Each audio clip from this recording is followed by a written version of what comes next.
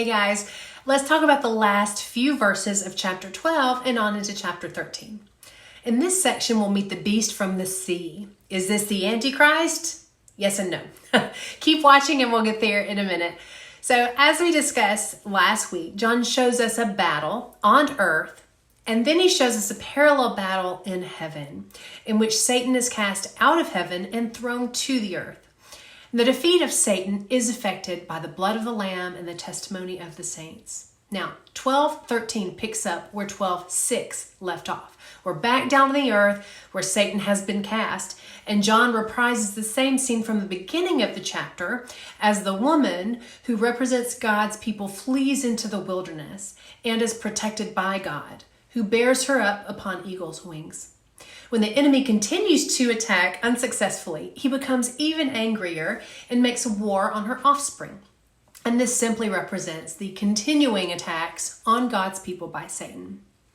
As the chapter ends, we see the dragon, the Satan, the accuser, standing by the seashore. And he seems to summon a minion to assist him in his war against God's people.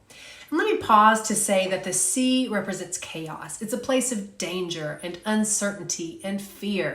That's why there is no more sea in the new heavens and earth in Revelation 21. But anyway, this beast from the sea is an earthly representative of Satan, and we learn that he'll receive a mortal wound, but is miraculously healed.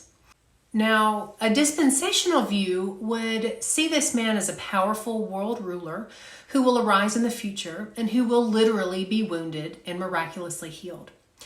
Now, I would like to point out that the dispensational view sees the temple in chapter 11 as literal, but the beast here as figurative, which is a very inconsistent interpretive method. Allow me to offer you a different interpretive option by looking to the past. In AD 68, shortly before Revelation was written, the Emperor Nero committed suicide. Rumors ran rampant that he had either survived the attempt on his life or somehow been resurrected, and that he was hiding and awaiting his moment to reconquer Rome.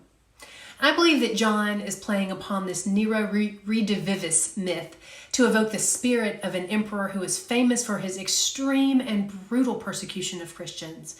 So in short, John is warning his readers, who would have been familiar with the Nero Redivivus myth, that Nero's evil is not finished. Evil rulers like Nero will come again. And then we learn later in this chapter that the number of the beast is in fact the number of Nero himself. And I'll provide you a different video link for that. And now this beast is certainly an Antichrist, but he isn't the one and only Antichrist. The idea of a singular Antichrist figure simply isn't scriptural, and his role in Revelation is blown way out of proportion.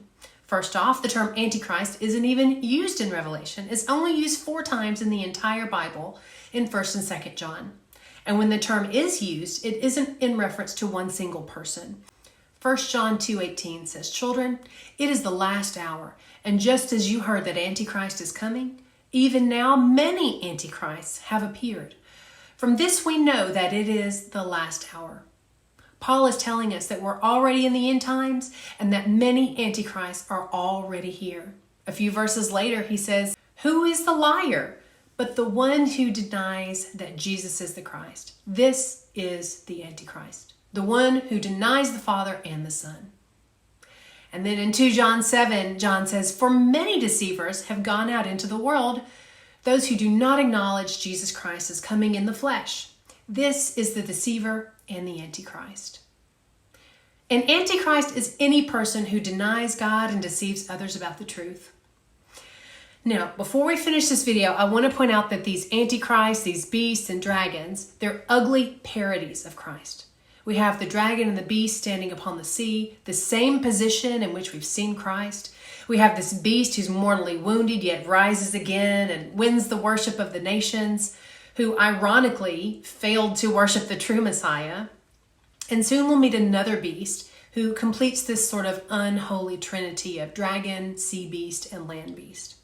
And this second beast performs signs and wonders and even gives breath to a false image. What we continue to see is that we are all called to pick a side. You're either on the side of the beast or you're on the side of the lamb. There's simply no middle ground and no compromise. That takes us to the mark of the beast, and we'll talk about that in the next video, so stay tuned.